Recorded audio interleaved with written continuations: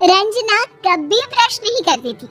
उसे कितनी बार उसके माँ बाप ने डांटा, लेकिन उसका कोई असर उस पर होता ही नहीं था, जिस कारण से उसके दांत पीले पीले हो जाते हैं। शादी के बाद। अरे बहू, वैसे तो तुझ में कोई कमी नहीं है, पर तेरे दांत इतने पीले कैसे हैं बेटा? कैसे है मतलब? कोई सर्जरी थोड़ी ना कराई है। वो तो क्या नाम, मैं ब्रश नहीं करती थी तो पीले हो गए। अब क्या करूं? आप कहें तो लाल करवा लूं या फिर काले? यार ये क्या है, क्यों माँ से लड़ रही हो? लड़ रही हूँ? अरे मैं लड़ रही हूँ या ये बोल रही है कि दांत पीले हैं, पीले। अरे तपस्या थोड़ी ना की है इन्हें पीले करने के लिए। बकायदा ब्रश नहीं किया है 20 साल तक, तब जाकर। छी, कैसी बात कर रही हो? ये उस वक्त तो पीले नहीं थे जब हम लोग तुम्हें देखने आए थे। अरे तब साफ करवा लिया होगा डेंटिस्ट के पास जाकर।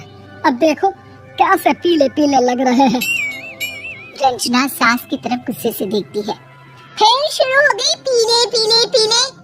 अरे पीले तो तब भी थे जब मेरे हाथ का रसगुल्ला उड़ा उड़ा कर खा रही थी और बोल रही थी, लड़की नहीं गुणों का खजाना दे रहे भाई साहब आप। अब वो लोग करते भी तो क्या करते, पीले दांत वाली बहू पल्ले पड़ी थी तो झेलना तो था ही। एक दिन कीर्तन में रंजना गाना गा रही थी। अरे कमला बहन, माँ का द्वार आया तो सब शुद्ध होकर आते हैं, फिर अपनी बहू को ब्रश भी नहीं कराती तुम। दूर से पीले पीले दांत भक्ति में बाधा उत्पन्न कर रहे हैं। अरे कोई 2 साल के बच्चे थोड़ी ना लेकर आई हूँ मैं बहू बनाकर। अच्छी खासी लड़की है, अरे कैसे करवाऊं ब्रश? ये तो उसे खुद करना चाहिए ना। अब माँ बाप तो इसके जैसे तैसे निपटा दिए, ये नहीं सोचा कि सास कैसे संभालेगी। सास बहू को लेकर घर आ जाती है, लेकिन सोच लेती है कि अब इसे लेकर कहीं नहीं जाएगी।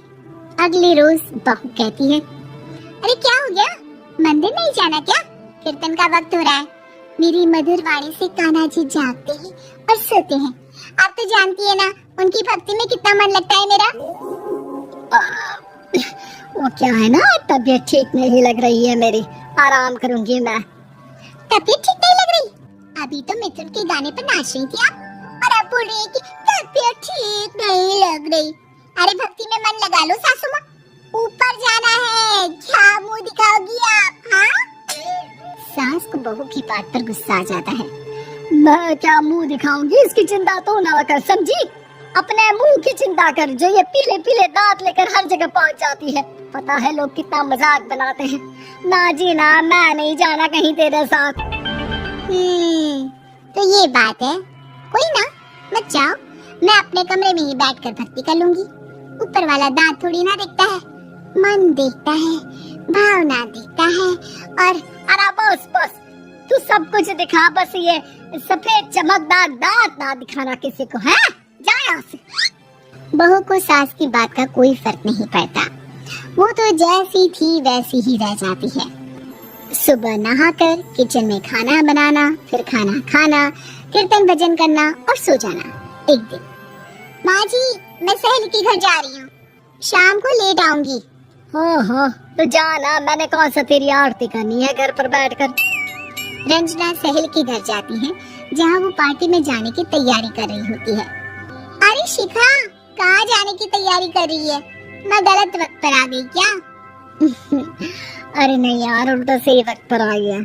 मैंने ये साड़ी और ज्वेलरी निकाली है यार, शाम को इनके ऑफिस की एक पार्टी में जाना है। बताना कैसा लग रहा है ये सब? नहीं यार, इस ड्रेस के साथ तो वो वाली ज्वेलरी अच्छी लगेगी। हाँ, सही बोल रही है, मैंने ध्यान ही नहीं दिया।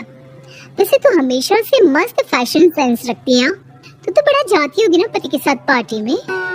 रंजना कुछ नहीं बोलती, बस सोचती है कि यार काश ये बात सही हो जाती, पर मैं क्यों नहीं जाती पार्टी में?